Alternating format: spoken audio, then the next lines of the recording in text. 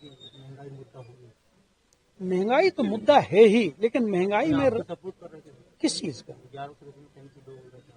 नहीं, 1100 रुपए में टंकी लेने का एक कंपैरिजन था, आपने शायद बात अधूरी सुनी।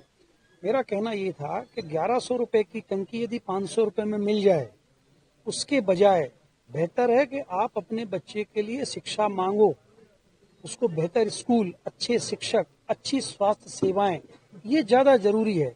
ये 500 रुपए की जो सब्सिडी है सिलेंडर पर, ये बहुत ज्यादा दिन आपके काम नहीं आने वाली, ये मेरा आशा है। अध्यक्ष जी, जो है वो जेल इसलिए गए हैं क्योंकि जिस भी राजनीतिक दल की सरकार, राजनीतिक पार्टी की हाईकमान मध्य प्रदेश के बाहर होगी, उस सरकार में भ्रष्टाचार होना अनिवार्य हो जाएगा। आप दक्षिण के राज्यों को देखें कि दक्षिण के राज्यों में दल जो है वो एक ही राज्य तक सीमित है, इसलिए भले ही वो आपस में बदलते रहते हैं, पर राज्य में उनकी हाईकमान बाहर नहीं होने से उनको बाहर भ्रष्टाचार करके पैसा नहीं भेजना पड़ता है। जबकि यहाँ जो पार्टियां हैं काबिज, ये अगर यहाँ जीतती हैं तो अगला चुनाव वो यहाँ के पैसे से जीतना चाहती हैं, और इसलिए पूरा मंत्रिमंडल जो है वो केवल पैसा निकालने और हाईकमान का पेट भरने में जो है उसका पूरा समय, ऊर्जा और दिमाग लगता है। आम आदमी पार्टी बेरोजगारों को आप नौकरी दे देंगे? देखिए, मंत्र ये है कि अभी मध्य प्रदेश में जिन सेक्टर्स में रोजगार जनरेट हो सकता था, उन सेक्टर्स को सरकार ने डेवलप ही नहीं किया। मध्य प्रदेश जो है वो मूलतः एक एग्रो स्टेट है, वो अभी इंडस्ट्रियल स्टेट नहीं है, और एग्रो स्टेट होने के कारण यहाँ पर अभी कृषि और उसके जो एलाइड फील्ड हैं उसमें रोजगार के जनरेशन की बहुत संभावना है। एक छोटा सा एग्जाम्पल दूं कि दूध जो है अभी आयात हो रहा है बाहर से, अगर हम केवल यहाँ की दुग्ध समितियों को ही बेहतर कर दें तो हजारों लोगों को रोजगार मिल जाएगा। ऐसे और भी ढेर सारी चीजें ऐसी हो सकती हैं कि जो कृषि और उसका एलाइड सेक्टर है उसमें हम बहुत अच्छा काम कर सकते हैं। चुनाव के मुद्दे देखिए, सबसे बड़ा मुद्दा बेरोजगारी का है, क्योंकि 37 लाख लोग जो हैं वो तो सरकार की वेबसाइट पर ही दर्ज हैं जो बेरोजगार हैं, लेकिन मेरा मानना है कि बहुत से युवा ऐसे हैं जो अनरजिस्टर्ड हैं, और इसलिए जो आंकड़ा है, ये आंकड़ा लगभग 70 से 80 लाख बेरोजगारों की संख्या का हो सकता है। तो बेरोजगारी सबसे पहला मुद्दा है। और दूसरा मुद्दा ये है कि किसानों को जो खाद बीज की उपलब्धता है, सही खाद, सही बीज, और वो भी उनके पंचायत स्तर पर मिले, इसके लिए पार्टी बहुत प्रयास करती है। और तीसरा मुद्दा जो है वो महिलाओं को रोजगार देने का है। हम किसी महिला को, जिसको कहते हैं कि केवल उसको 1000 रुपए देकर लाडली बहना योजना जैसी योजना के बजाय, मुझे ये बेहतर लगता है कि हर जरूरतमंद परिवार की एक महिला को काम मिलना चाहिए, रोजगार मिलना चाहिए। 1000 रुपए से परिवार नहीं चल सकता। वास्तविक भारत अभी हम लोग शुरुआती दौर में हैं, तो अभी अगर मैं ये बात कहता हूँ तो ये डींग मारना हो जाएगा कि अभी हमें किससे खतरा है या क्या है, लेकिन मैं समझता हूँ कि हम एक नई दिशा में आगे बढ़ रहे हैं। और हमारी पार्टी राजनीतिक दल तो है, लेकिन साथ साथ प्रदेश में एक बौद्धिक आंदोलन खड़ा करने का भी प्रयास है कि राजनीति से जो पढ़े लिखे लोग हैं वो तबका भागता है कि नहीं हमें राजनीति नहीं करनी। हम ये आह्वान करते हैं लोगों से कि पढ़े लिखे लोग जो हैं वो राजनीति में आए, और मेरा दृढ़ विश्वास है बल्लभ भवन, सतपुड़ा या विंध्याचल में बैठे लोग जो हैं उनसे कहीं ज्यादा सक्षम समझ, उनसे कहीं ज्यादा सक्षम योजना बनाने वाले लोग जो हैं वो मैदान में मौजूद हैं। किसान लोग हैं, मजदूर हैं, सरपंच हैं, इन सबको बहुत जमीन का जो जमीनी नॉलेज इनको बहुत ज्यादा होती है। ये मेरा अपना अनुभव 27 साल की नौकरी का।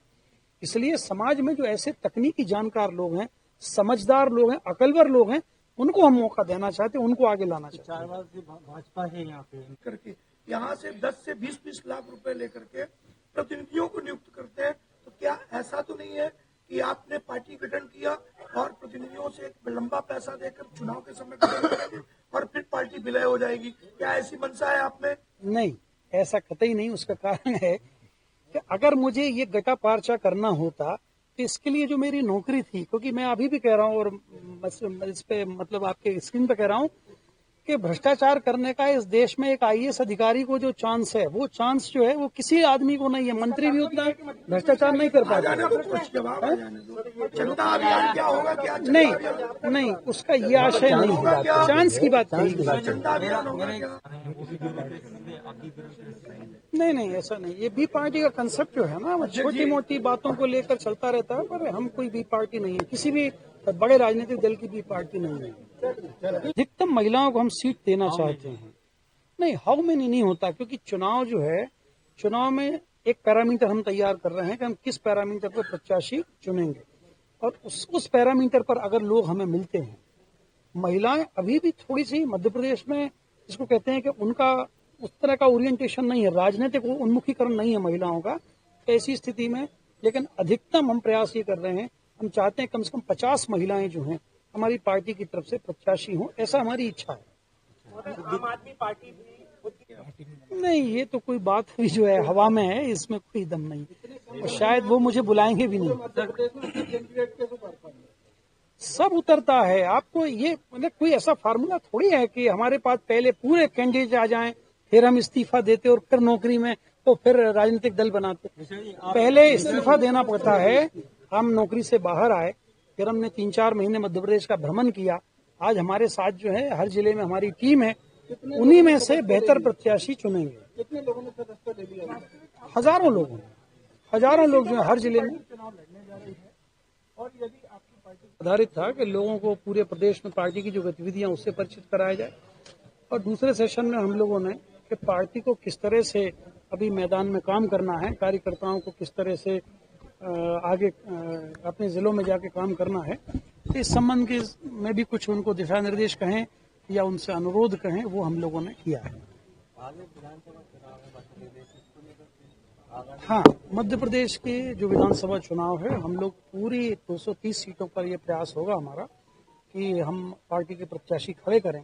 और मैं आप सब लोगों को बताना चाहता हूं कि पार्टी को जो रिस्पांस है, वो रिस्पांस बहुत अच्छा रिस्पांस है, क्योंकि जब चुनाव की आचार संहिता लग जाती है तो बड़े बड़े नेताओं की सभाओं में भी 100 आदमी रहते हैं और उसमें 70 पुलिस वाले रहते हैं, लेकिन आज यहाँ ये लोग जो हैं, ये बिना सुविधा के आए हुए लोग हैं, इनको हमने ना कोई पैसा दिया है, न इनको किसी तरह आने की व्यवस्था की थी, और फिर भी इतनी बड़ी संख्या में लोग यहाँ मौजूद हैं, तो मैं समझता हूँ कि पूरे प्रदेश में पार्टी की जो एक्सेप्टेंस है, जो स्वीकारिता है, वो काफी अच्छी है।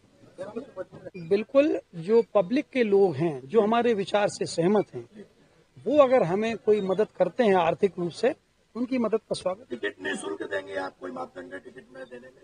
नहीं, टिकट जो है वो बिल्कुल निःशुल्क ही देंगे, क्योंकि लोगों को यदि हम टिकट के समय पैसा ले लेते हैं तो बाद में उसमें फिर हम उनसे ये नहीं कह सकते कि वो हमारी पार्टी का समर्थन करें, बाद में उसमें बिकने के भी चांस होते हैं, इसलिए हम ऐसा काम नहीं करते।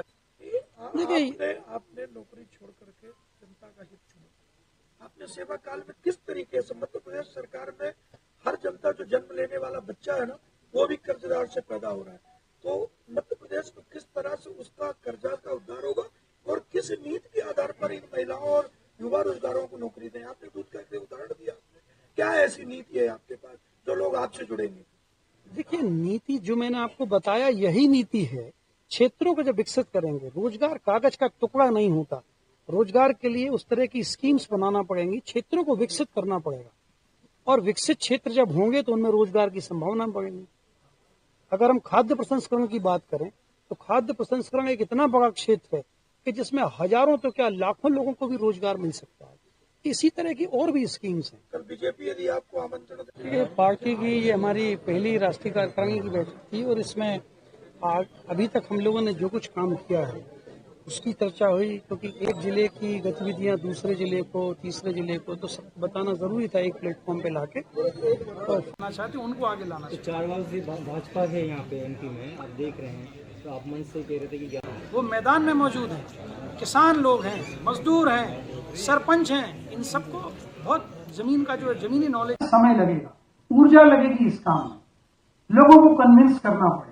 मैं जो इतनी लंबी बात आपसे कर रहा हूँ सिर्फ इसलिए कर रहा हूँ कि पूरा कंसेप्ट अगर एक बार आप मिल रही है तो जो, लेकिन स्कूल और